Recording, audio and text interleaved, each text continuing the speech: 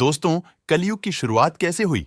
चलिए जानते हैं। दोस्तों, पुराणों में 4 युगों के विषय में बताया गया है: सतयुग, त्रेता युग, द्वापर युग और कलयुग। कलयुग को छोड़ दिया जाए तो तीनों ही युगों की अपनी अपनी खासियत रही, परंतु कलयुग में खासियत जैसा तो कुछ नहीं दिखता।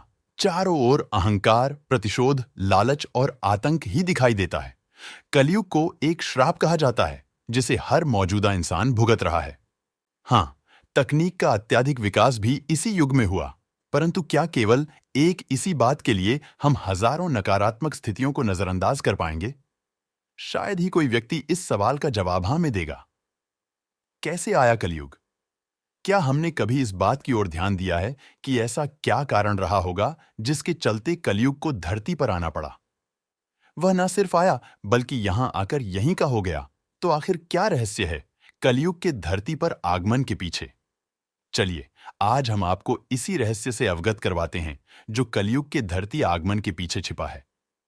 कलयुग की शुरुआत महान गणितज्ञ आर्यभट्ट ने अपनी पुस्तक आर्यभट्टियम में इस बात का उल्लेख किया है कि जब वह 23 वर्ष के थे, तब कलयुग का 3600 वर्ष चल रहा था। आंकड़ों के अनुसार आर्यभट्ट का जन्म 476 ईस्वियों में हुआ था। गणना की जाए तो कलयुग का आरंभ 3100 ईसा पूर्व हो चुका था। लेकिन यह कलयुग धरती पर आया कैसे? इसके पीछे भी एक पौराणिक कथा विद्यमान है जो पांडवों के महाप्रयाण से जुड़ी है। बात तब की है जब धर्मराज युधिष्ठिर अपना पूरा राजपाट परीक्षित को सौंपकर अन्य पांडवों और द्रौपदी समेत महाप्रयाण हेतु हिमालय की ओर निकल गए थे। उन दिनों स्वयं धर्मराज बैल का रूप लेकर गाय के रूप में बैठी पृथ्वी देवी से सरस्वती नदी के किनारे मिले। गाय रूपी पृथ्वी के नयन आंसुओं से भरे हुए थे। उनकी आंखों से आंसू बह रहे थे। पृथ्वी को दुखी देख धर्म ने उनसे उनकी परेशानी का कारण पूछा। धर्मराज ने कहा, देवी, तुम ये देखकर तो नहीं रो रही कि मेरा बस एक पैर है, या तुम इस बात से दुखी हो कि अब तुम्हारे ऊपर बुरी ताकतों का शासन होगा? इस सवाल पर पृथ्वी देवी बोली, हे धर्मराज, तुम तो सब कुछ जानते हो, ऐसे में मेरे दुख का कारण पूछने से क्या लाभ? सत्य, पवित्रता, क्षमा, स्वतंत्रता, निर्भीकता, कोमलता, धैर्य, साहस, अहंकारहीनता आदि गुणों के स्वामी भगवान श्री कृष्ण के स्वधाम जाने की वजह से कलयुग ने मुझ पर कब्जा कर लिया है।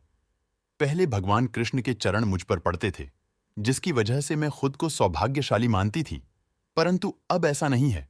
अब मेरा सौभाग्य समाप्त हो गया है। धर्मराज और पृथ्वी आपस में बात कर ही रहे थे कि इतने में असुर रूपी कलयुग वहां आ पहुंचा और बैल और गाय रूपी धर्मराज और पृथ्वी को मारने लगा। राजा परीक्षित वहां से गुजर रहे थे। जब उन्होंने यह दृश्य अपनी आंखों से देखा तो कलयुग पर बहुत क्रोधित हुए।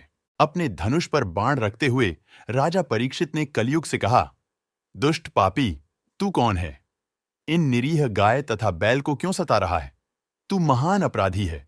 तेरा अपराध क्षमा योग्य नहीं है। तेरा वध निश्चित है। राजा परीक्षित ने बैल के स्वरूप में धर्मराज और गाय के स्वरूप में पृथ्वी देवी को पहचान लिया। परीक्षित राजा ने उनसे कहा, हे वृषभ, आप धर्म के मर्म को भली भांति जानते हैं, इसीलिए आप किसी के विषय में गलत ना कहते हुए अपने ऊपर अत्याचार करने वाले का नाम भी नहीं बता रहे हैं। हे धर्म, सतयुग में आपके तप, पवित्रता, दया और सत्य 4 चरण थे। त्रेता में 3 चरण रह गए, द्वापर में 2 ही रह गए, और अब इस दुष्ट कलयुग के कारण आपका एक ही चरण रह गया है। पृथ्वी देवी भी इसी बात से दुखी हैं। इतना कहते ही राजा परीक्षित ने अपनी तलवार निकाली और कलयुग को मारने के लिए आगे बढ़े। राजा परीक्षित का क्रोध देखकर कलयुग कांपने लगा। कलयुग भयभीत होकर अपने राजसी वेश को उतारकर राजा परीक्षित के चरणों में गिर गया और क्षमा याचना करने लगा।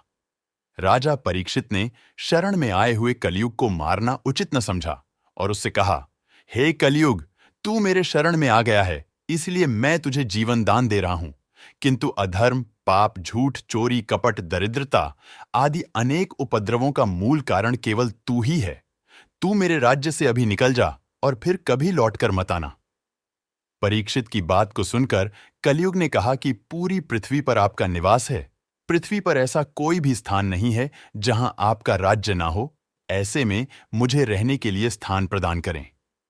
कलयुग के ये कहने पर राजा परीक्षित ने सोच विचार कर कहा, झूठ, द्यूत, मद्यपान, परस्त्री गमन और हिंसा, इन 4 स्थानों में असत्य, मद, काम और क्रोध का निवास होता है। तू इन 4 स्थानों पर रह सकता है। परंतु इस पर कलयुग बोला, हे राजन, ये 4 स्थान मेरे रहने के लिए अपर्याप्त है, अन्य जगह भी प्रदान कीजिए मुझे।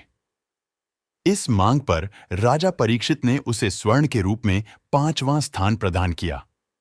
स्वर्ण रूपी स्थान मिलते ही कलयुग ने राजा परीक्षित के सोने के मुकुट में वास कर लिया। कलयुग इन स्थानों के मिल जाने से प्रत्यक्षतः तो वहां से चला गया, किंतु कुछ दूर जाने के बाद अदृश्य रूप में वापस आकर राजा परीक्षित के स्वर्ण मुकुट में निवास करने लगा।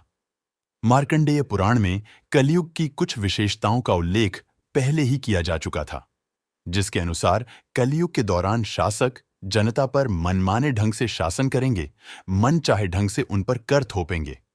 शासक अपने राज्य में अध्यात्म की जगह भय का प्रसार करेंगे, वह स्वयं एक बहुत बड़ा खतरा बन जाएंगे। बड़ी संख्या में पलायन शुरू हो जाएगा।